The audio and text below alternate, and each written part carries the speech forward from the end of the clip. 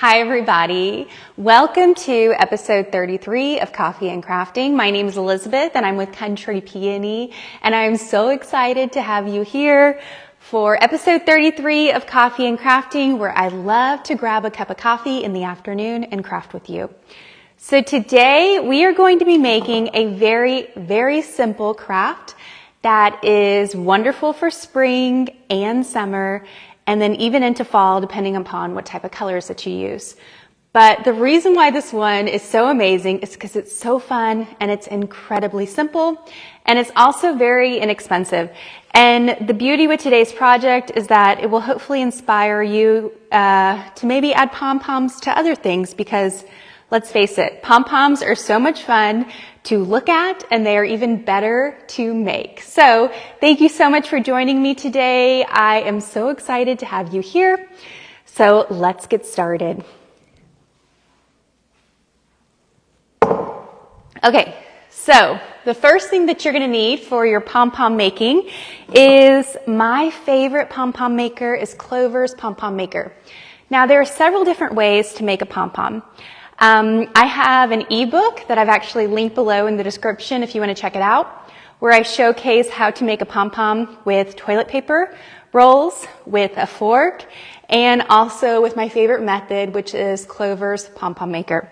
So Clover's pom-pom makers come in very different sizes, but my favorite size to use, and the one that we're going to use today, is the 45. It's the one in the yellow. And I've also linked the pack below if you want to check it out, along with my favorite tools for making your own pom-poms.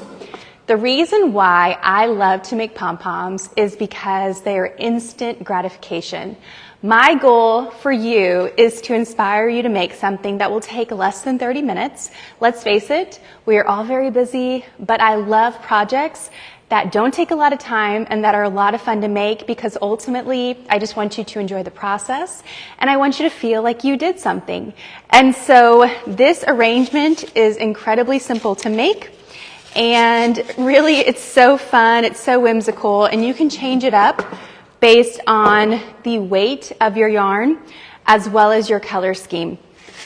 So for instance, this is a lighter yarn. It's a little bit thinner.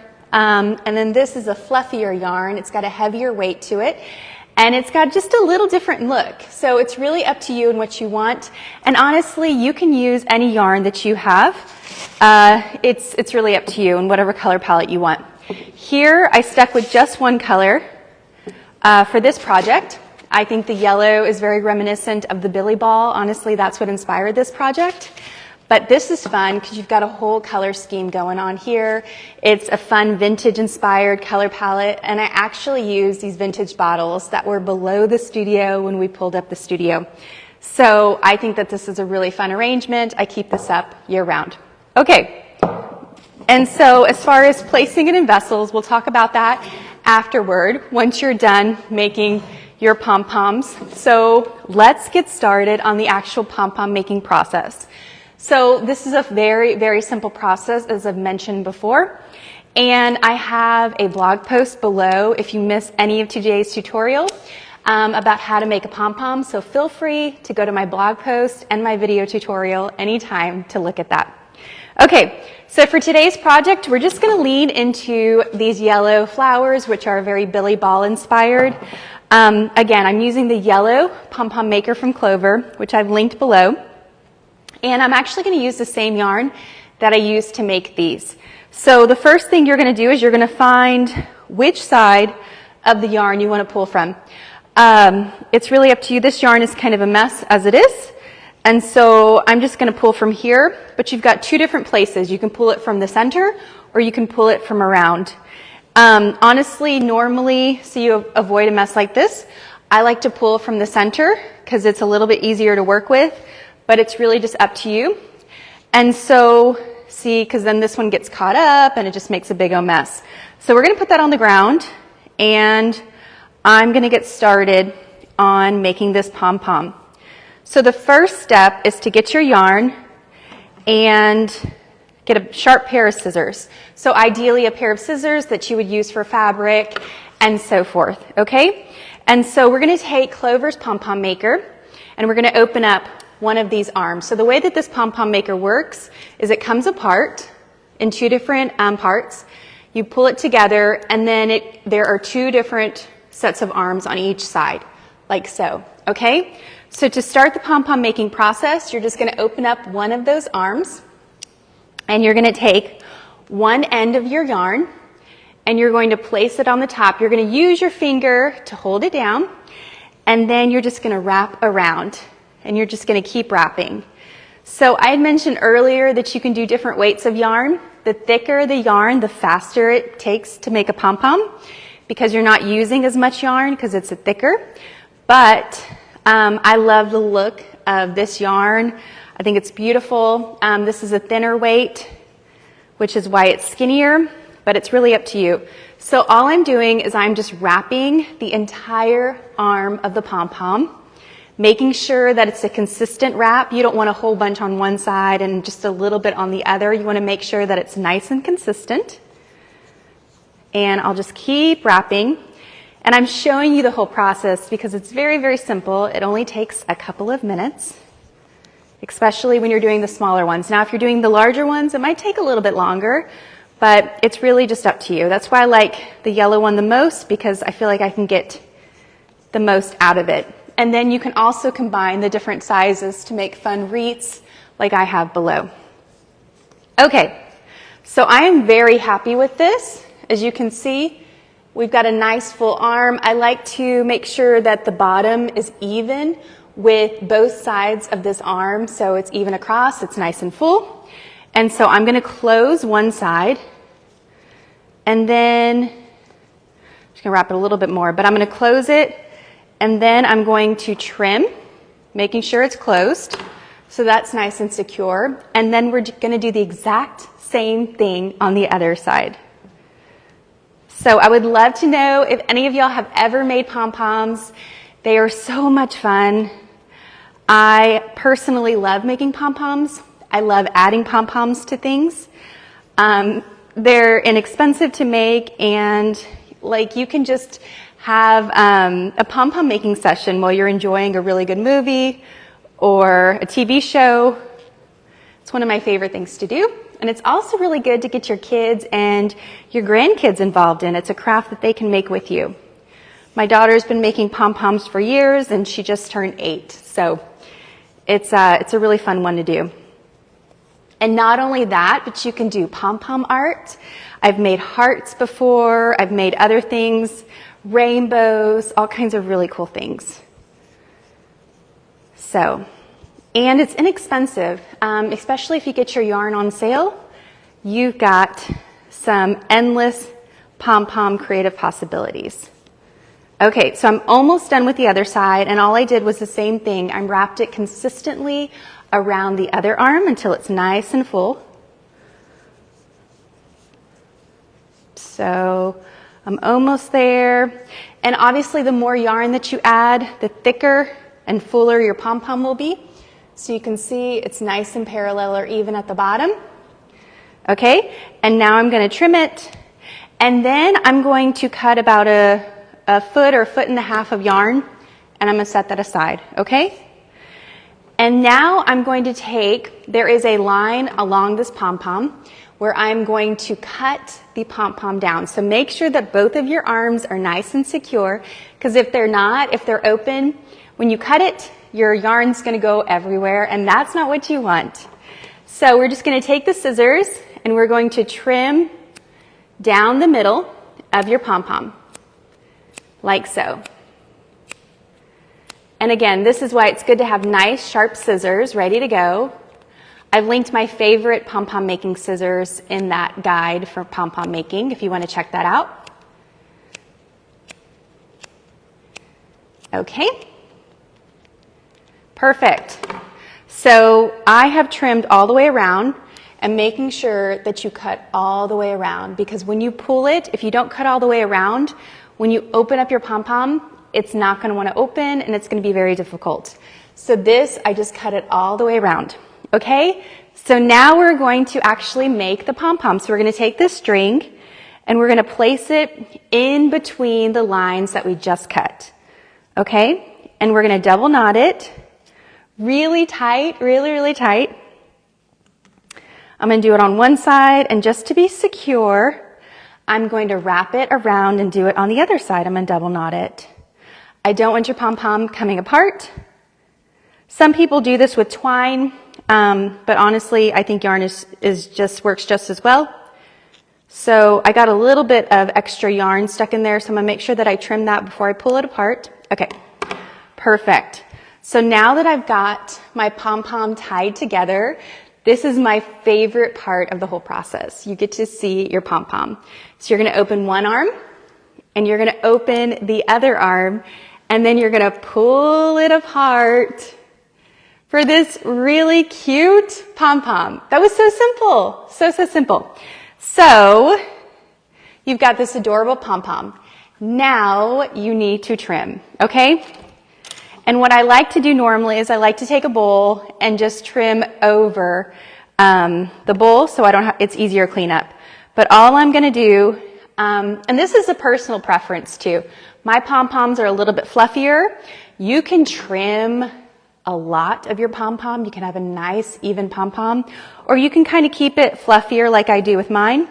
It's really up to you. And for this project, we're just using the pom-pom tops. We're not going to actually use the string. If you were attaching it to like a wreath, like I have behind me, then you would keep the string because you're going to use the string to attach it to the wreath. But since we're not going to use the string, I'm just going to snip that string and I'm going to keep cutting the pom-pom. And all I'm doing is I am just slowly rotating the pom-pom as I trim it. Like so. And you just keep trimming it until you're happy with the shape and the evenness of your pom-pom. I think this final step is really what gets most people from having a really polished pom-pom is the trimming process. You can continue to trim it, but it's really up to you. Like I said, I probably go about medium. I don't over trim mine, but I just make sure that most of the pom-pom is fairly even. That's really where I stand. But it's up to you and what you're after, what look you're after. It's always a personal preference, which makes your pieces super custom and fun and true to you. Okay, so I'm happy with that. I could trim it a little bit more, but our pom-pom is made, which is so fun, okay? And so now what we're gonna do is we're gonna turn it into a flower, which is so simple. All you do is you take a wooden skewer, which let me talk about wooden skewers first. Next time you're at the grocery store, I highly recommend picking up some wooden skewers. I use these all the time in my crafting projects. I think it is the unsung hero of crafting projects, especially when I'm making floral projects. I use them all the time. They always come in handy. So you're going to take a wooden skewer. You can keep it bare like so, or you can paint it. Now, when you paint it, all you're going to do is you're going to take your paintbrush and you're going to slowly twist the skewer around the paintbrush until you cover the entire skewer. And then you're going to place it in a floral frog on a piece of foam and let it dry. So once it's dry, you're going to have something like this. I painted this earlier because I did want a green stem for mine. Okay, so we're going to move all of this pom-pom dust aside, okay? And then all we're going to do is we're going to take some glue, your favorite crafting glue. So today I'm going to be using my favorite hot glue gun to do this, but you can also use a great crafting glue like Beacon's 3-in-1, Beacon's Fabri-Tac, whatever you have on hand. If you're not a fan of hot glue, I know some of you said that you're not crazy about hot glue. I get it. It can be dangerous. It leaves strands, all the things. But for today's purposes, since I want to show you the completed project, I'm going to do the hot glue because it's the fastest option. Okay? So what we're going to do, all we're going to do is we're going to find the center of our pom-pom. So we're just going to kind of pull back those pom-pom fibers, and then we're going to just place a little bit of hot glue in the middle, and then we're going to attach it straight onto our skewer. And we're going to hold it in place until it dries, because if not, it's going to kind of wiggle, and then you're going to have a pom-pom flower that's kind of drooping, and you don't want that, okay? So very, very simple. That is all it takes. Look how cute that is. Oh, I love that so much. Okay, I've got another one here. Let's just set this aside. I've got another one here just to show you again how simple this is. You're going to pull back and you're going to find the center of your pom-pom. And then you're just going to attach a little bit of glue.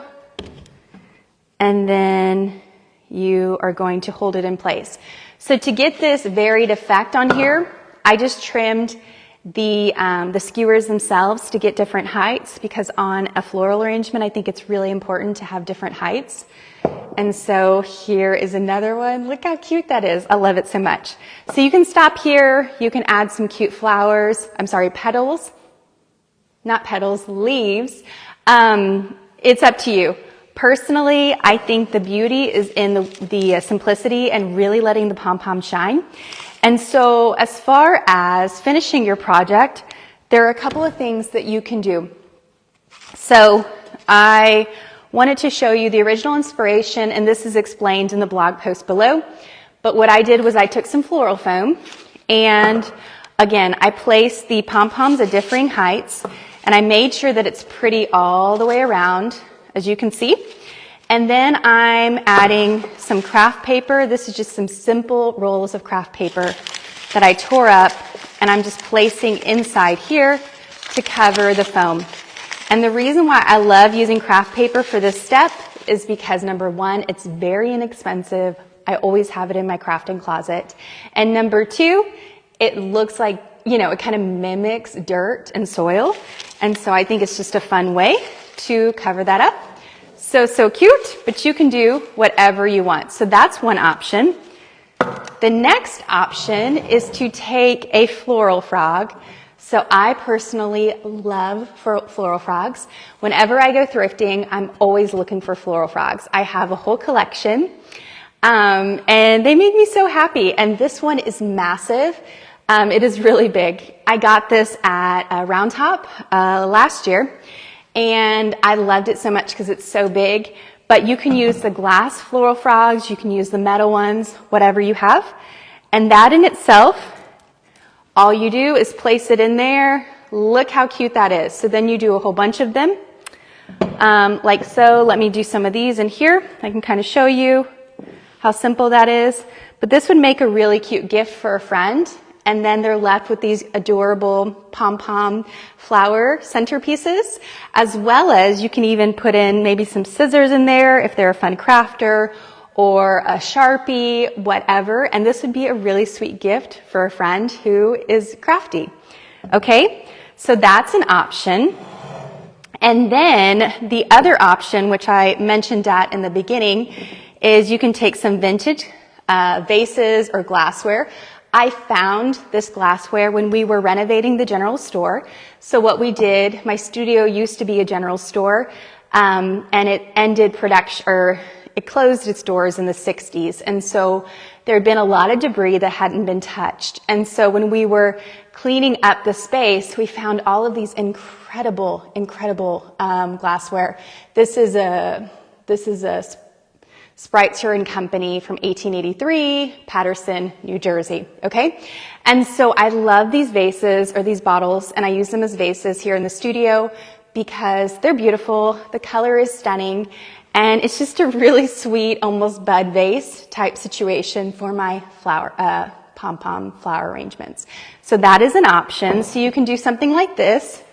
You can do a floral frog, or you can do that. Or my last option is you can take a vase that you have, that you love, like this. This is my friend Reese Emery's design for Anthropology. It's a really beautiful vase. I love it so much. It's super fun, super quirky. And then again, you just take a flower frog, like so, place it down below, and then set it in here, set some of the taller ones in here, different angles. This one's a little bit shorter, but you kind of get the idea of how fun and simple that can look and how cute and adorable it could be if you put a whole bunch of them in there. So this is how you make a pom-pom floral centerpiece. It is so easy. If you did miss any of this live, don't worry, the replay is available here. And you can check in the description below the full blog post tutorial highlighting all of these details.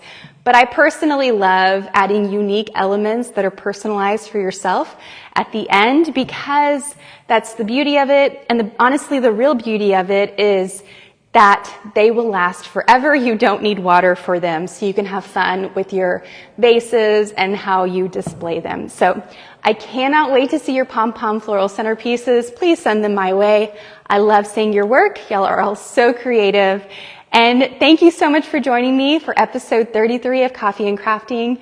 I cannot wait to craft with you next Monday here on Facebook at noon Central Standard Time. Until next time, I hope you'll have a beautiful week, and I will talk to you soon. Thank you so much.